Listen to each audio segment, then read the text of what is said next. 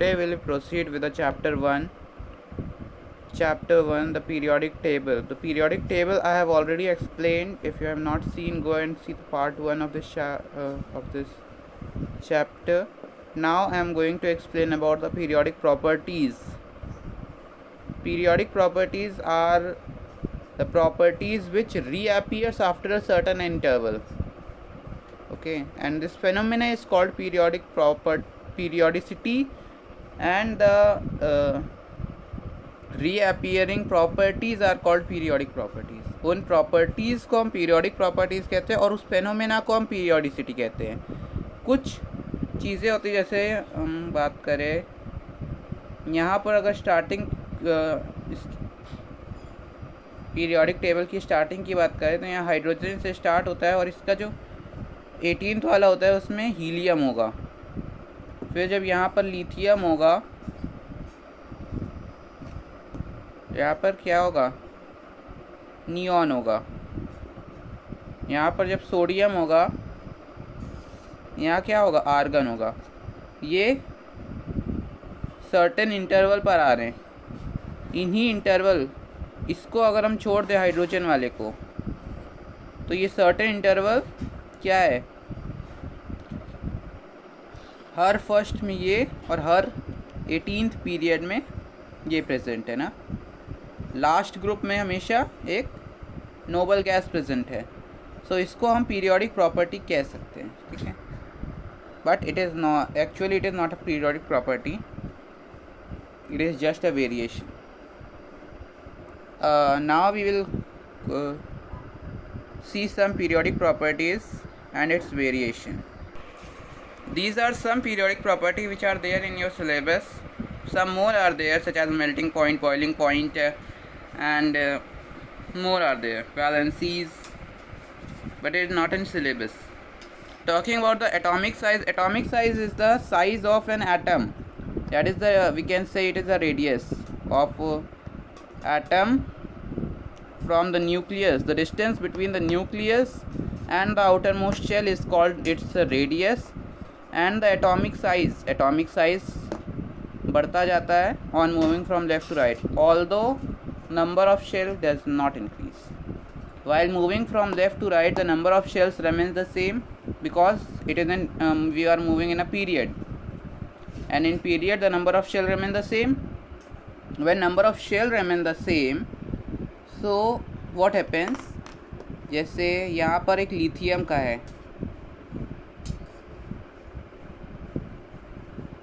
I am drawing only the valence shell.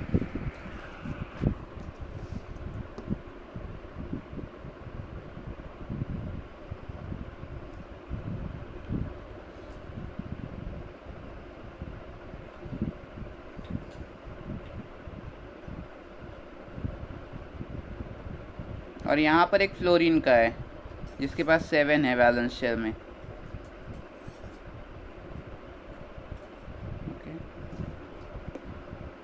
ये वाला जो है इसमें भी एक शेल है, एक्चुअली इसमें 3 शेल हैं, सॉरी 2 शेल हैं.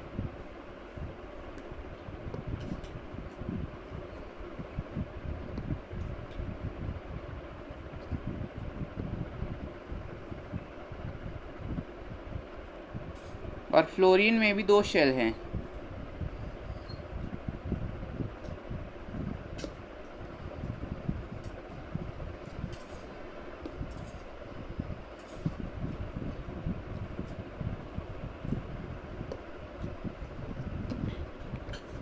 But the size of lithium is much larger as compared that of the fluorine. Let me draw it again.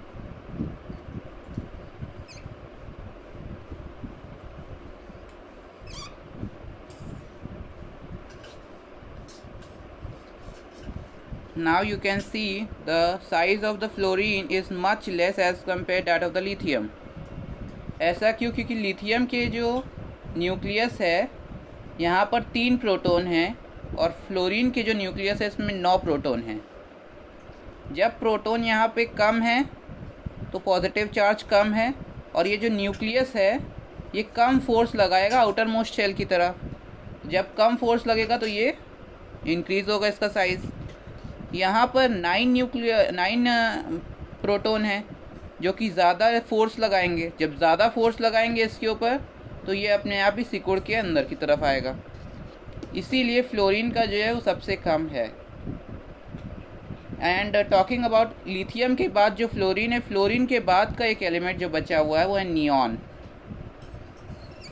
Neon की बात करें, नियॉन का जो साइज़ होगा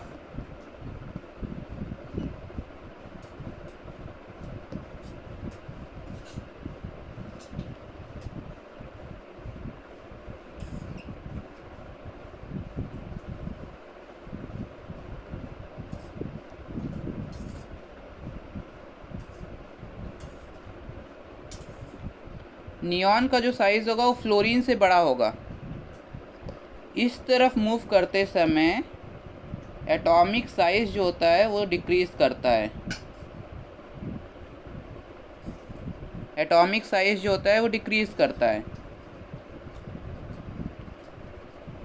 बट एक एक्सेप्शन है, जो लास्ट वाला है नोबल गैस, उसका जो साइज़ होगा वो फ्लोरीन से बड़ा होगा, ऑल्दो लिथियम से वो भी छोटा होगा। ये फ्लोरीन से इसलिए बड़ा होगा क्योंकि इसके पास कंप्लीट शेल है, इसके पास ऑक्टेट है, और जब ऑक्टेट है और ये स्टेबल है बिल्कुल, तो इसके जो इलेक्ट्रॉन है ना, being negatively charge and positive charge are present here. जब ये नेगेटिव चार्ज हैं तो like charges repels each other, तो ये एक दूसरे को रिपेल करेंगे। Although there is a force of proton, जिसकी वजह से ये बंधे ज़रूर रहेंगे, लेकिन जब ये रिपल्शन करेंगे तो इनका साइज़ बढ़ जाएगा, इंक्रीज़ हो जाएगा। और जैसे इनका साइज़ इंक्रीज़ होगा तो इनका साइज़ फ्लोरीन से थोड़ा बड़ा हो जाएगा, ऑल्दो लिथियम से ये हमेशा छोटे ही रहेंगे। We have learnt about the variation of atomic size and what is atomic size, and we have studied about the variation in periods. Now we will study about the group. हम lithium की बात कर रहेंगे। Lithium की बात करें तो lithium का जब नीचे जाते हैं तो क्या इंक्रीज़ करता है? एटॉमिक साइज़ इंक्रीज़ करता है, वैलेंस नंबर ऑफ़ शेल्स भी इंक्रीज़ करते हैं ना। जब नंबर ऑफ़ शेल इंक्रीज़ करेंगे तो अपने आप ही एटॉमिक साइज़ बढ़ता जाएगा। लिथियम की बात करें, लिथियम में सिर्फ 2 शेल्स हैं। सीज़ियम की बात करें उसमें 6 शेल्स है, 6 है। सो अपने आप ही इसका साइज़ तो इससे बड़ा ही होगा ना, भले कितने भी कम फोर्स ये लगा है, लेकिन फिर भी जब शेल्स इंक्रीज़ करेंगे सो इसका साइज़ तो बढ़ेगा ना, इसका साइज़ तो ज़्यादा ही रहेगा ना हमेशा।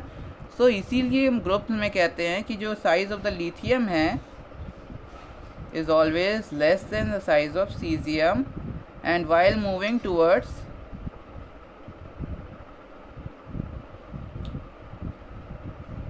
down in a group,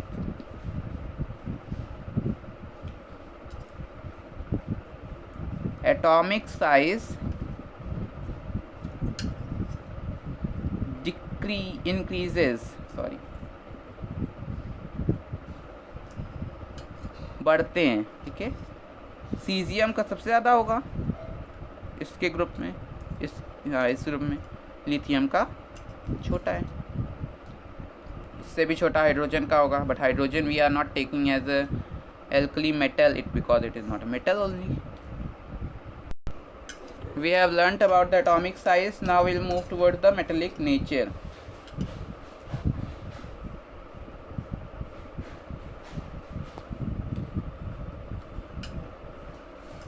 metal क्या होते हैं?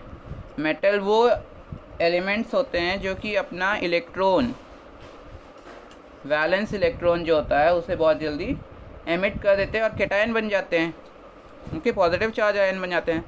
सो हमें यही चेक करना है कि कौन सा एलिमेंट, जो एलिमेंट सबसे जल्दी अपना इलेक्ट्रॉन को रिमूव करके पॉजिटिवली चार्ज्ड आयन में कन्वर्ट हो जाएगा, वही सबसे अच्छा मेटल कहलाएगा, और जो नहीं होगा वो सबसे अच्छा नॉन मेटल कहलाएगा और उसका मेटेलिक नेचर नहीं होगा। ज़ीरो होगा, ये बहुत कम होगा। सोडियम की अगर हम बात करते हैं, इसका हम वैलेंस शेल ही बस ड्रॉ करेंगे, ओके, क्योंकि इसमें 3 शेल्स हैं। इसमें जो ये सोडियम है, सोडियम का जो वैलेंस इलेक्ट्रॉन है, वैलेंस शेल है, उसमें सिर्फ 1 इलेक्ट्रॉन है, मतलब उसके पास 1 वैलेंस इलेक्ट्रॉन है। और क्लोरीन की बात करें, उसमें कितने 7 इलेक्ट्रॉन्स हैं, 4 5 6 7, ये 7 इलेक्ट्रॉन्स हैं इसमें। अब ये सोचिए, यहाँ पर 11 प्रोटॉन्स हैं, यहाँ पर 17 प्रोटॉन्स हैं। कौन ज़्यादा फोर्स एमिट करेगा, फोर्स अप्लाई करेगा, कौन सा, क्लोरीन वाला। जब क्लोरीन वाला ज़्यादा फोर्स अप्लाई करेगा, तो ये जो क्लोरीन के जो इलेक्ट्रॉन हैं, ये आसानी से एमिट नहीं हो पाएंगे, लूज़ नहीं हो पाएंगे। लेकिन जब सोडियम है, उसमें 11 है, that is much slight less than as compare to chlorine.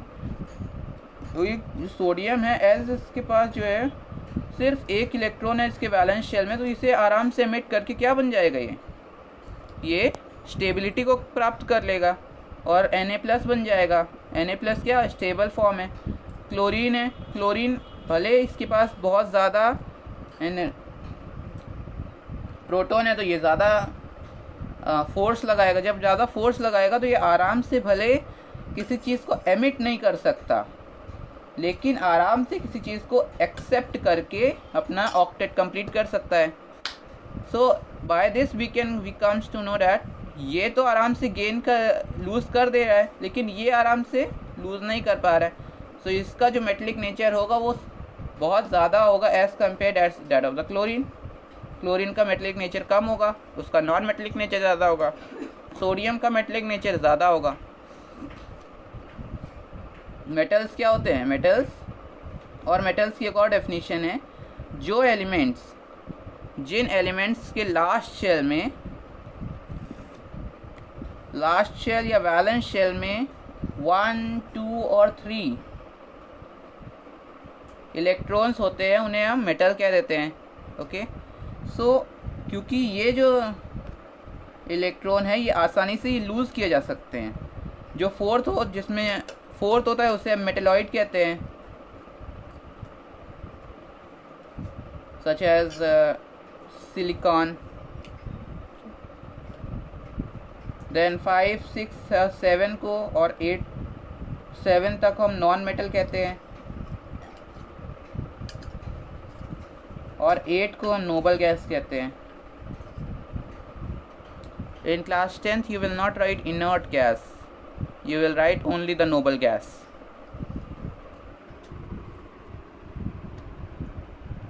Talking about sodium and chlorine, firstly we will see in the periods. Talking about period, while moving across the period, metallic nature decreases.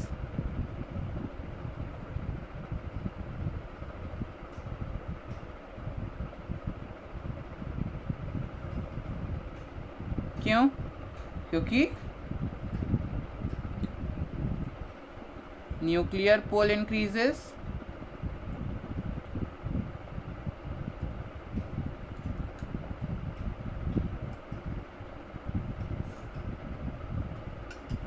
जब nuclear पुल increase होगा तो कोई भी atom electron को आराम से emit नहीं कर पाएगा, ठीक है, लूज़ नहीं कर पाएगा। लेकिन जब न्यूक्लियर पुल छोटा होगा, कम होगा, तो उसको आराम से रिलीज़ कर देगा। सच है सोडियम का क्या है, छोटा है एज़ कम्पेयर टू क्लोरीन, तो सोडियम आराम से एमिट कर सकता है, लेकिन क्लोरीन का न्यूक्लियर पुल जैसे जैसे बढ़ेगा, वैसे वैसे ये क्लोरीन एमिट नहीं कर सकता इलेक्ट्रॉन को, बट ये गेन करके ऑक्टेट को कंप्लीट कर सकता है, ठीक है। मेटेलिक नेचर हो गया और डाउन द ग्रुप हो गया। और अगर हम बात करते हैं एटॉमिक रेडियस की, तो एटॉमिक रेडियस भले क्या होता जाता है, अभी हमने पढ़ा था एटॉमिक रेडियस, एटॉमिक साइज़ के बारे में, कि जब हम इधर से इधर जाते हैं तो एटॉमिक साइज़ क्या होता है, डिक्रीजेज होता है, डिक्रीजेस होता है। क्यों? क्योंकि न्यूक्लियर पुल इंक्रीज़ करता है तो ये डिक्रीज़ हो जाता है। अब जब ये न्यूक्लियर पुल डिक्रीज़ होता है, दैट इज़ न्यूक्लियर पुल नहीं, एटॉमिक साइज़ जब ये डिक्रीज़ करता है, सो इससे लेट्स सी, सोडियम है, सोडियम ने लिथियम की लेते हैं, लिथियम है, 2 इलेक्ट्रॉन ये रहे, एक ये रहा, और यहाँ पर है फ्लोरीन, 2 ये रहे, 7 ये रहे। हमें पता है कि फ्लोरीन का छोटा है, फ्लोरीन का atom as compare to atom of lithium छोटा है। छोटा क्यों है? क्योंकि इसके पास ज़्यादा न्यूक्लियर पुल है। जब ये ज़्यादा न्यूक्लियर पुल को एग्जर्ट करेगा तो ये अपने आप ही छोटा हो जाएगा ना, इसीलिए छोटा है। और इसके पास कम न्यूक्लियर पुल है तो ये बड़ा है। जब कम न्यूक्लियर पुल है तो ये आराम से ये इलेक्ट्रॉन बाहर जा सकता है इस एटम से। बट जब यहाँ ज़्यादा न्यूक्लियर पुल है और जब एटम और छोटा हो गया है, जब एटम और ज़्यादा छोटा हो गया तो न्यूक्लियर पुल क्या होगा? ज़्यादा वर्क करेगा और अच्छे से वर्क करेगा। जब ये अच्छे से वर्क करेगा तो यहाँ पे न्यूक्लियर पुल जो है वो इसके इलेक्ट्रॉन को बाहर नहीं जाने देगा, बल्कि उसे बाहर के इलेक्ट्रॉन को और खींचेगा अपनी तरफ, so that it can gain 1 electron and complete its octet. Octet generally क्या होता है? ऑक्टेट जब किसी एटम का last shell that is valence shell में 8 इलेक्ट्रॉन कंप्लीट हो जाता है, या वो नोबल गैस की कॉन्फ़िगरेशन, नियरेस्ट नोबल गैस की कॉन्फ़िगरेशन को प्राप्त कर लेता है, तो वो ऑक्टेट बन जाता है। बट इन हाइड्रोजन और लिथियम वो हीलियम होता है। तो हीलियम का क्या होता है? उसको ड्यूप्लेट कहते हैं, क्योंकि उसमें सिर्फ 1 शेल होता है और फर्स्ट शेल में सिर्फ 2 इलेक्ट्रॉन आ सकते हैं। This also have a scientific reason कि 2 इलेक्ट्रॉन क्यों आते हैं उसके बाद फिर, but it will not in your syllabus. Lithium की बात करें, लिथियम में यहाँ पर 1 इलेक्ट्रॉन है, तो ये 1 इलेक्ट्रॉन जब लूज़ कर देगा तो क्या होगा? यहाँ पर सिर्फ 2 इलेक्ट्रॉन बचे। जब ये 2 इलेक्ट्रॉन बचे तो ये किसकी इलेक्ट्रॉनिक कॉन्फ़िगरेशन को प्राप्त कर चुका है? Noble gas. नोबल गैस कौन सी है इसके पास की? हीलियम। इसने हीलियम के कॉन्फ़िगरेशन को प्राप्त कर लिया। तो हमें क्या पता चला? Metallic nature in decreases while moving from left to right in a period में जब हम लेफ़्ट टू राइट मूव करते हैं तो मेटेलिक नेचर क्या होता है? डिक्रीज करता है। Talking about groups, so group में भी हम लिथियम वाली ही बात करेंगे।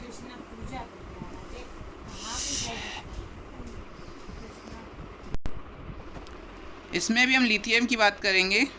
लिथियम का जो शेल है वो क्या है? छोटा है। While moving from top to bottom क्या होता है? न्यूक्लियर पुल डिक्रीज करता है।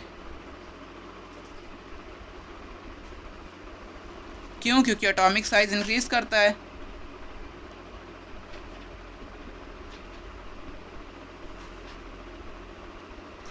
It can come in give reasons. Okay, nuclear pull क्यों डिक्रीज कर रहा है? क्योंकि एटॉमिक साइज इंक्रीज कर रहा है। एटॉमिक साइज इंक्रीज कर रहा है तो less force is applied on the last shell. और अगर हम सीजियम की बात करते हैं तो इसमें तो 6 हैं।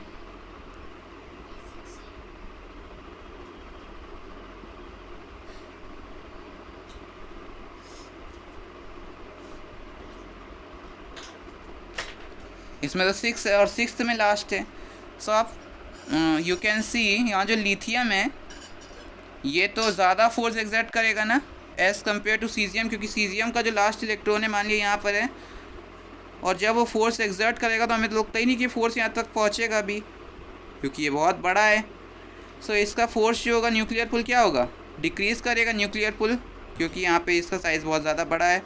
As the size is greater so nuclear pull shall be less, or due to the nuclear pull is less, so what? As the nuclear pull is less, so we can say that less force will be applied to the last shell of cesium as compared to that of the lithium. So the metallic nature of cesium is much larger as compared that of the lithium. So हम ये कह सकते हैं in the groups while moving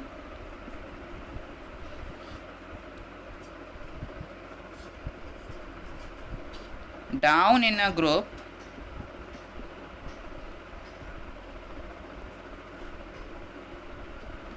metallic nature